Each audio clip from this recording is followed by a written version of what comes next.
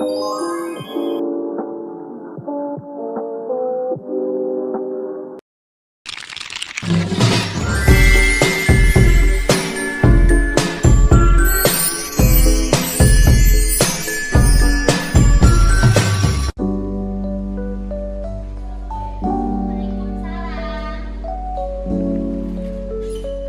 apa ya? Permisi Bu, kami dari Indeks Kesehatan Lingkungan Surabaya. Pak, tolong tanya keluarga Ibu. Sebenarnya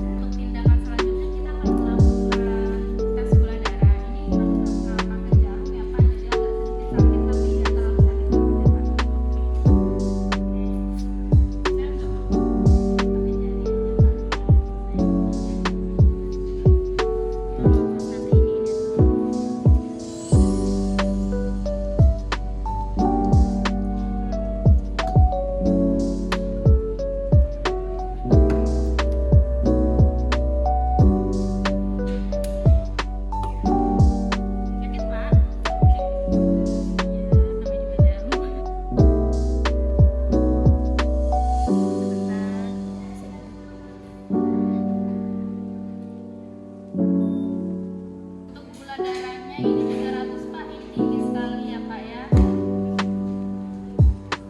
Ini sus tolong dirapikan. Tadi saya sudah melakukan pemeriksaan fisik, kalau saya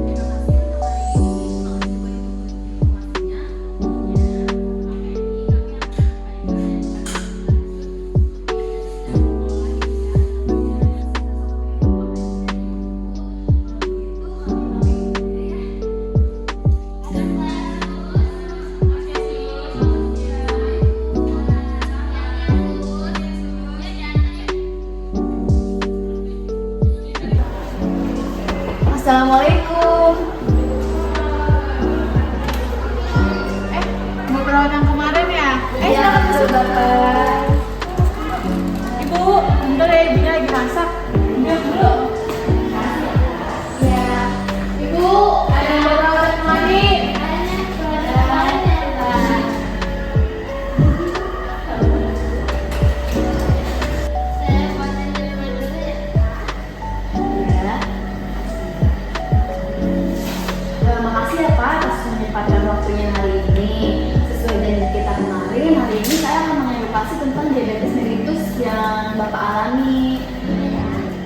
kasih. Maaf repotkan ya Bu. Nah, sebelumnya bagaimana perasaan Bapak dan Ibu hari ini?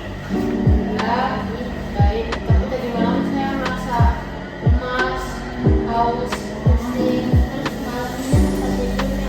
Untuk kadar gula darahnya apa sudah dicek lagi? Belum sih, pagi ini belum. Kalau begitu, kita akan melakukan pengecekan ulang ya Pak. Nah, Bapak udah sarapan dulunya juga? Udah. Bapak punya riwayat tekanan darah tinggi?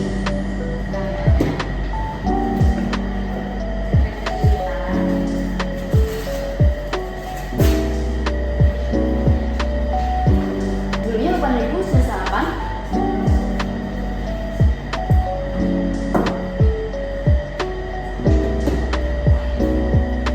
Ya, kita tunggu dulu. Udah, alhamdulillah. Normal 120 per 80.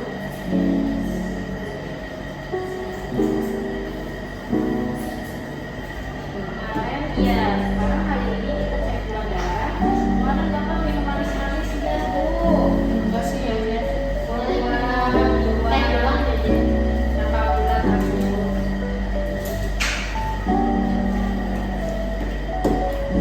biasa ya Pak, udah tahu.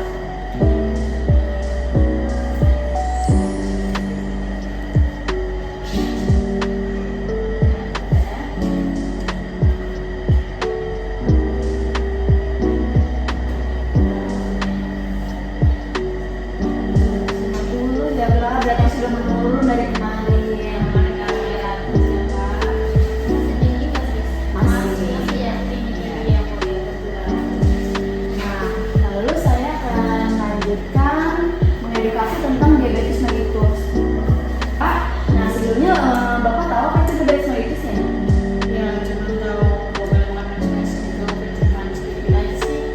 Oh, untuk tanda dan gejalanya yang Bapak tahu tadi itu apa? Lemas juga ada sih. Untuk pengertiannya sudah benar ya Pak. Saya akan menambahkan pengertian tentang diabetes mellitus lagi. Diabetes mellitus itu penyakit kronis dengan kadar gula darah yang berada di atas normal akibat ketidakmampuan tubuh memproduksi insulin. Penyakit kronis itu apa ya Pak? Penyakit kronis itu kayak penyakit yang udah lumayan parah, itu bisa menyebabkan komplikasi dan lebih parahnya lagi kematian. Itu biasa kayak yang amputasi gitu. Ya, untuk tanda dan gejalanya sendiri udah tahu ya tadi. Dan saya akan menambahkan lagi. Yang pertama itu ada rasa kencing, terus ada rasa haus berlebih, terus rasa lapar berlebih, terus ada pandangan kabur, sama kadar gula darah yang tinggi. Terus salah satu contoh yang biasa sering ditemuin di kasus diabetes itu misalnya bapak buang air kecil. Nah untuk air urinnya itu biasa dikerubungin sama semut Pak. Untuk cewek itu putihannya dikerubungin. Iya, itu yang salah satu tandanya ya. Terus untuk pencegahannya sendiri dari bapak dan ibu pencegahannya apa? Ya enggak, ya kurang-kurangin makanan manis. Nah itu juga benar. Terus salah satunya juga ada cek kadar gula darah yang secara teratur. Terus kayak lakukan pengecekan gula darah lah secara teratur. Nah itu tuh penting banget buat mendeteksi diabetes ini. Terus yang kedua itu konsumsi makanan yang sehat seperti bapak ibu tadi, tidak konsumsi makan makanan manis. Terus jaga pola makan juga, tidak makan makanan yang mengandung gula, lemak. Terus tidur yang cukup juga. Kalau bapak dan ibu sering begadang itu dikurang-kurangin. Terus untuk aktivitas fisiknya itu rutin olahraga seperti jalan, sepeda, tapi jangan terlalu berlebihan untuk yang sudah mengalami diabetes karena itu bisa bikin lemas. Untuk bapaknya sendiri itu sering olahraga berlebihan deh. Saya sih dan kayaknya sih di perumahan. Untuk ibu bisa mengingatkan bapaknya ya untuk tidak olahraga secara berlebihan. Itu bisa menyebabkan lemas. Dan untuk kita akan melakukan diet dan komplikasi juga. Nanti akan dijelaskan oleh rekan saya Aisyah. Untuk komplikasinya itu adalah kerusakan jantung, kerusakan saraf, lalu ada katarak dan pembutaan. Lalu yang keempat ada kerusakan ginjal, dan yang lebih parahnya adalah kerusakan dan kematian jaringan yang tadi Safira bilang nanti bisa diamputasi kakinya, tangannya, jarinya.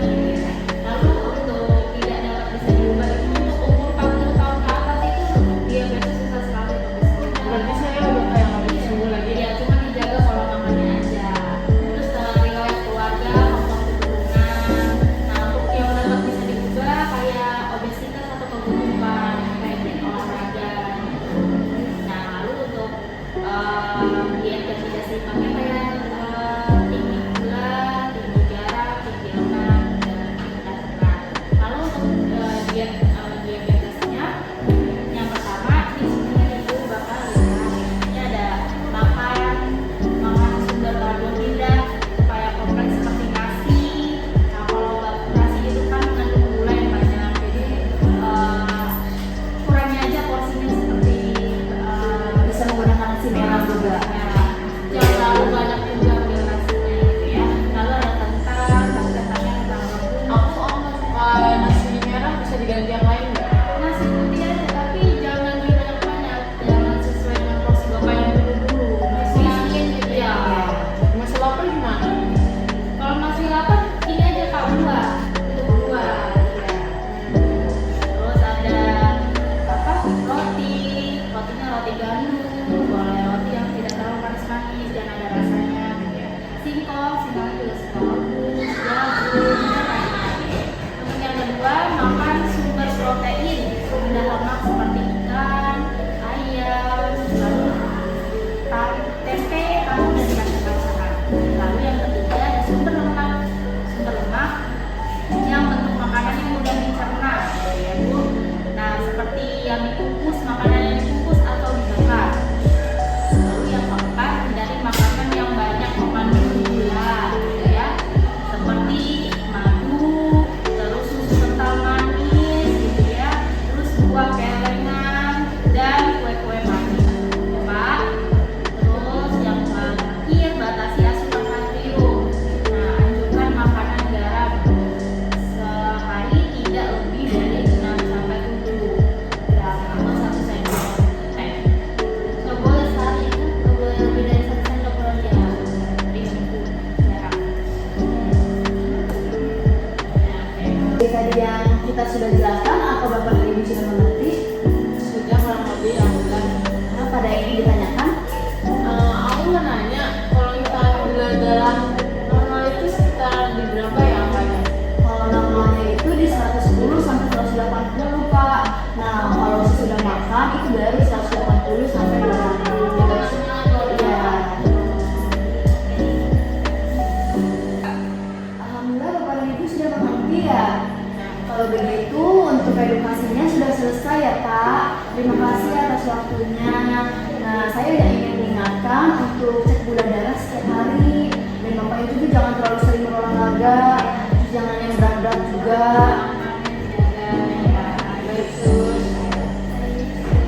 Kalau begitu, jika tidak ada yang ditanyakan lagi, kita akan pergi. Lalu ini ada leaflet, bisa baca-baca di rumah. Makasih ya Sus.